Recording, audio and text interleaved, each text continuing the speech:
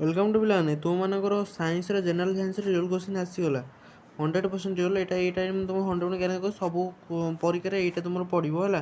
देख चैनल काली ये क्वेश्चन देख लो चैनल को सब्सक्राइब करदे ना तुम अनसब्सक्राइब करदे पड़ो कि कहबार कथा ना।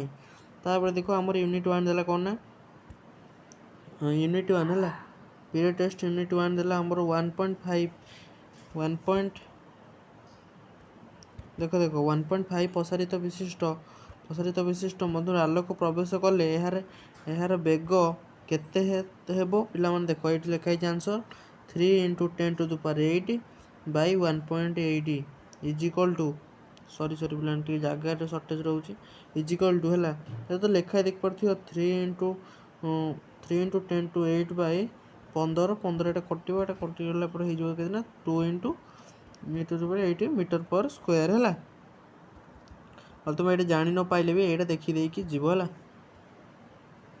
ये तुम आंसर। तापर देख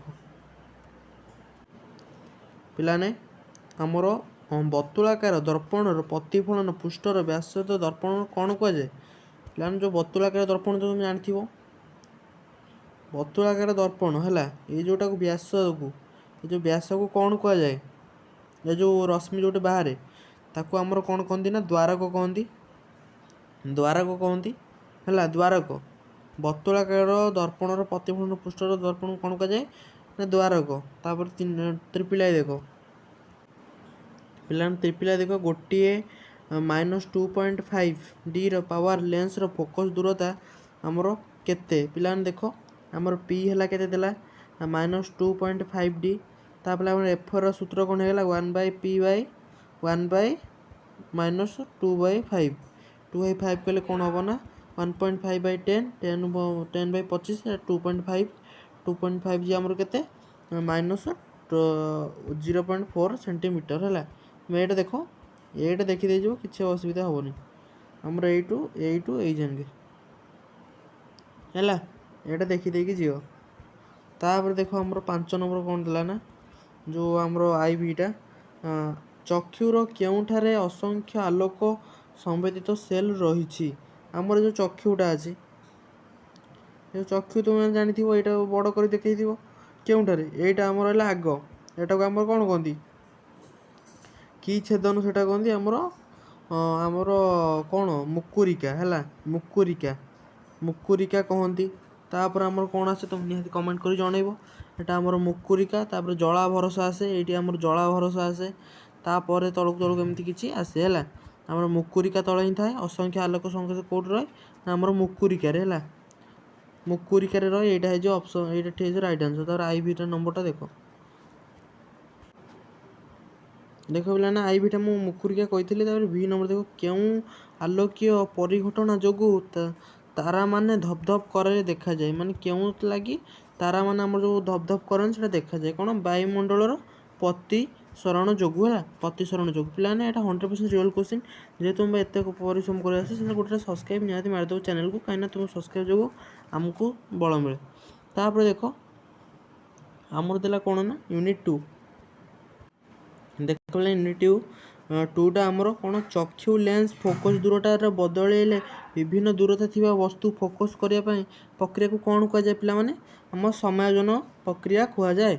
चक्षु जितेबाला लेंस फोकस दूरतार बदल जाए चक्षुटा तुम लेंस जोटा अच्छे है जो फोकस दूरता बदल जाव आम समायन कहुए।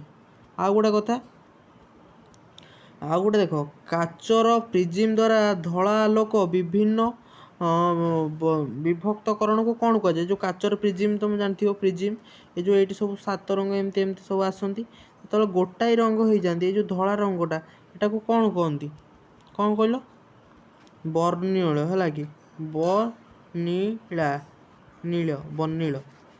तापर देख त्रिपिला गोटे अवतल दर्पण सृष्टि प्रतिबिंब आभासी सड़क वस्तुठार आकार बड़ हेले वस्तुटी केउठारे अवस्थित होता है। देख जिते गोटा जो वस्तुटे अच्छी वस्तुटे से जोटा जो यहाँ गिलासटा है ये अवतल आम चक्षु पाक जीव दूरे दूरे दूरे कौन यहाँ बड़ हो कौटू आमर ये पी कतुरु यहाँ जो पी कतुरु एमती जो होता पी कतुरु ଏଫ୍ ଯାକେ ଯିବା କଥା ହେଲା, ଏଇଟା ଏକା କଥା ହେବ ହେଲା। ପି ଓ ଏଫ୍ ମଧ୍ୟରେ ଯେଉଁଟା ଆମର ଏଇଟା ହେଲା ପି ହେଲେ ଏଇଠି ଏଫ୍ ବି ରହିଥାଏ। ପି ଆଉ ଏଫ୍ ମଧ୍ୟରେ ଆମ ଚକ୍ଷୁ ଦୂରତାଟା ରହିଥିବ ହେଲା। ତାପରେ ଦେଖ ଆଇଭିଟା ଦୁଇଟି ଲେନ୍ସ ପାୱାର ଯଥାକ୍ରମେ -250D -120D ପରସ୍ପର ଲଗାଇ ରଖିଲେ ମିଶ୍ରିତ ଲେନ୍ସର ଫୋକସ୍ ଦୂରତା କେତେ ହେବ? ପ୍ଲାନ୍ କେତେ ହେବ? -1/d ହେବ ହେଲା। ଦେଖ କେମିତି ହେଲା 1/d, ଦେଖ 2.5 ପ୍ଲସ୍ 1.-5 2.5 1/5 ମାଇନସ୍ କେତେ 1/1d ହେଲା। ଆନ୍ସର୍ ହେଇଯିବ କେତେ 1d। ପିଲାମାନେ ତୁମର ଆଉ ଗୋଟେ ବୋଲି ଆହୁରି କୋଶ୍ଚିନ୍ ଅଛି, ସେଥିଲାଗି ଗୋଟେ ଚ୍ୟାନେଲକୁ ସବସ୍କ୍ରାଇବ୍ କରିଦିଅ। ସବସ୍କ୍ରାଇବ୍ ପିଲାମାନେ ନିହାତି କର, ଯାହାଫଳରେ ଆମର ଜୋସ୍ ବଢ଼ିଲେ ତୁମେ କୋଶ୍ଚିନ୍ ଆସିବା ପାଇଁ ଇଜି ହେବ ହେଲା। ଦେଖ ପିଲାମାନେ ଭିଟା ଯାନଗୁଡ଼ିକ ପଛ ପାଖ ଦେଖାଇବା ପାଇଁ ସାଧାରଣ କେଉଁ ଦର୍ପଣ ବ୍ୟବହୃତ ହୁଏ?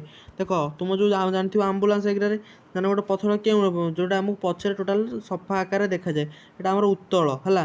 ଉତ୍ତଳ ଦର୍ପଣ, ଉତ୍ତଳ ଦର୍ପଣକୁ ମୁଁ ଛାଡ଼ି ଦେଇଛି, ସରି ଉତ୍ତଳ ଦର୍ପଣ ଲେଖିଦେବ ହେଲା। ତାପରେ ଦେଖ ଆମର କେଉଁଟା ରହିଲା ଉତ୍ତଳ ଦର୍ପଣ। ଏଇଖିଣା ଦେଖିବା ପିରିୟଡ଼ ଟେବୁଲ୍ 3 ଦେଖ ନା ଆମ ୟୁନିଟ୍ 3ରେ ୟୁନିଟ୍ 3 ଆଇଲା। ଆମର କ'ଣ ଥିଲା ନା ବୃକକରେ କେଉଁଠାରେ ରକ୍ତ ଛେଦା କାର୍ଯ୍ୟ ପ୍ରସାରିତ ହୁଏ? ଏଇଟା ଆମର କ'ଣ ACL ହେଲା, ଯେଉଁଟା ଆମର ଲାଇଫ୍ ସାଇନ୍ସ। କେଉଁଠାରେ? ଗ୍ଲୋମେରୁଲସରେ ହେଲା। ଗ୍ଲୋମେରୁଲସରେ କେଉଁ ଅଙ୍ଗକୁ ୟୁରିଆ ତିଆରି ହୁଏ? ଆମର ଯକୃତ। ୟୁରିଆ କେଉଁଠି ତିଆରି? ଯକୃତ ଏଇଟା ହେଲା। ପିଲାମାନେ କ'ଣଟା ଏଇଟା ଭୁଲ ଲେଖା ହେଇଛି, ଯକୃତ, ଏଇଟା ଠିକ୍ସେ ପଡ଼ିବ। ଆଉ ଏଇଟା ଦେଖ, ଏଇଟା ବୃକକରେ କେଉଁଠାରେ ରକ୍ତ ଛଣା କାର୍ଯ୍ୟ ସମ୍ପାଦିତ ହୋଇଥାଏ? ରକ୍ତ ଛଣା ହେଲା ଗ୍ଲୋମେରୁଲସ ହେଲା।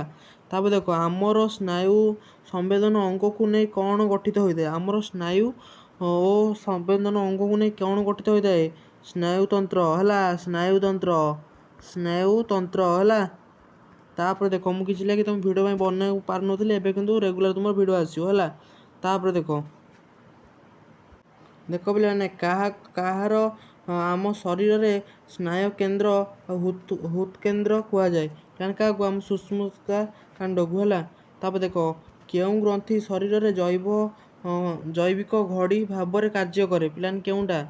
ଆମର ପିନିଆଲ ଗ୍ରନ୍ଥି ହେଲା। ପିନିଆଲ ଗ୍ରନ୍ଥି ଆମ ଜୈବିକ ଭାବରେ କାର୍ଯ୍ୟ କରେ। ତାପରେ ଦେଖ ୟୁନିଟ୍ ଆଇବି। ଦେଖ ପିଲାମାନେ ଆମ ଶରୀରର ପୁଷ୍ଟିସାର ରଚୟାପଚନ ଫଳରେ ଡ୍ୟାସ୍ ନିର୍ଗତ ହୋଇଥାଏ? ପିଲାମାନେ କ'ଣ? ଏମୋନିଆ ଗ୍ୟାସ୍ ନିର୍ଗତ ହୋଇଥାଏ।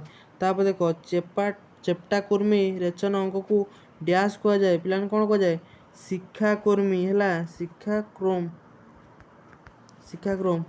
ତାପରେ ଦେଖ ତେନ୍ତୁଳିର ଥିବା ଅମ୍ଳଟିର ନାମ କ'ଣ? ଟାର୍ଟ୍ରିକ ଅମ୍ଳ ହେଲା। ଟାର୍ଟ୍ରିକ ଅମ୍ଳ ଏଇଠି ଲେଖା ହେଇଥିବ, ଦେଖିଥିବ ଟାର୍ଟ୍ରିକ ଅମ୍ଳ। ତାପରେ ଦେଖ ଆଇଭି ହେଲା। ଆଇଭି ପିଲାମାନେ ଦେଖ ଉଦ୍ଭିଦର ଥିବା ହରମୋନ୍କୁ କ'ଣ କୁହାଯାଏ? କ'ଣ କୁହାଯାଏ ପିଲାମାନେ? ଫାଇଟୋ ହରମୋନ୍ କୁହାଯାଏ। ଉଦ୍ଭିଦରେ ଥିବା ହରମୋନ୍କୁ ଫାଇଟୋ ହରମୋନ୍ କୁହାଯାଏ। ତାପରେ ଦେଖ ପିଲାମାନେ ଆମର ଦେଲା କ'ଣ? ଫାଇଟୋ ହରମୋନ୍ ଯାଇଛି ଆମର। ଭି ଦେଲା ଅଗ୍ନାଶୟର ଆପୋସିସ କୋଷକୁ ଡ୍ୟାସ୍ ହରମୋନ୍ କ୍ଷରିତ ହୁଏ? କେଉଁଟା? ଗ୍ଲୁକାଗନ୍ ହେଲା।